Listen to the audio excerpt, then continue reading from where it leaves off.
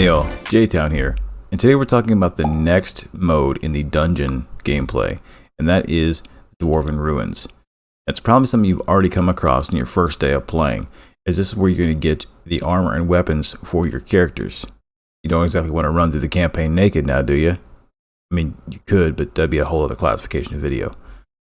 So in this dungeon mode, you're going to find several ruins. 6, actually. The first 3 are going to be your equipment and weapons that you can wear on all of your characters regardless of their awakening or their level. The next 3 are going to be the artifact drops, which occur at Awakening 1, Awakening 3, and Awakening 5. Where you equip this gear is in your hero page on one of your heroes under the equipment button, obviously. You'll see on the right, you've got your weapon, your chest piece, your boots, and your ring. Those all drop from the first 3 stages in Dwarven Ruins. These bottom 3 are your Awaken 1, your Awaken 3, and Awaken 5 artifacts. And those are based on class, so she's a support. Your Awaken 3 is based on the mark. Your Awaken 5 artifact is based on their faction. So you won't have access to those dungeons until you have heroes that have those awakening levels to be able to use gear from there. So, for example, if I were to go to Dwarven Ruins to find a dungeon to run, if I only had Awakening 1 heroes, I would only be able to do up to Nedja, right? Growlin and Marius would be locked to me because I would have no heroes that could use the Awaken 3 and Awaken 5, right?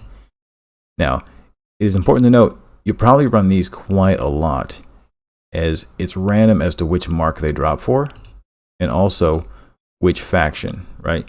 You may get an artifact that's really, really good in its stats, but it's not for the faction you need for that hero. So you'll probably spend a lot of time in these upper echelon levels. Now these bottom 3, where you get gear, right? It'll show you right here which gear sets you can get, and some of those are pretty decent, but those are all your baseline gear sets, right? More advanced gear sets will come over here from the Forge. These sets all outclass, have more bonuses than the Dwarven Ruins, right? But if you're building a large cadre of heroes, you've got a lot of people to gear, where you haven't quite developed all of those resources yet to be able to make Forge sets, then you'll spend time in here targeting some decent stuff, like something for more accuracy and hit effect, or something with a bit more leech or speed, or just attack power or crit rate, right? You can really get some of those baseline gear to put on those heroes until you are able to get Forge sets. Now in each of these there are tiers. You'll fight your way up.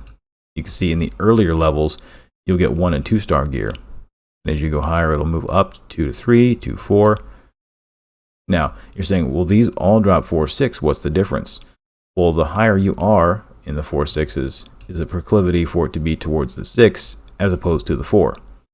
But obviously it costs a little bit more energy or stamina, and the boss is a bit tougher. You see the first time you get an additional gold reward with it. And here it can tell you the stats that come on these sets. So everything in that tenacity set will give you this bonus. The stats that it could have on it for its own piece could be completely random. That allows you to find out what you need to get to fill out your gear, so you're not naked trying to run through the campaign and fight anything, and in your birthday suit. Like I said, you probably already know about this mode when you first start the game, as it'll lead you here to get some basic gear. But once you go into the dungeon, like I've said before, you'll find these handy boss guides that'll tell you what exactly the boss is going to do. So you'll actually probably need a different team to really succeed at higher levels of each of these different dungeons, regardless of which heroes you're trying to get gear for, right? Obviously, again, it tells you the popularity of heroes that people use when they come into the dungeons, and you can see the levels of the mobs you'll be fighting here. You can use multi-battles you can in many other dungeons, and it's a great way to just stockpile gear. And even if it's gear you're not going to use, you can sell it for gold, which you'll then use to level up your other gear. You want to make sure you're not over-leveling gear that's not good stats. You're looking for gear in this dungeon that's got percentage stats, like attack percent versus flat attack. Flat stats, you know what we do with those. Right in the can. The Dwarven Ruins. Pretty basic. That's where you get your clothes, right? Don't leave home without them. Alright, I'm J-Town.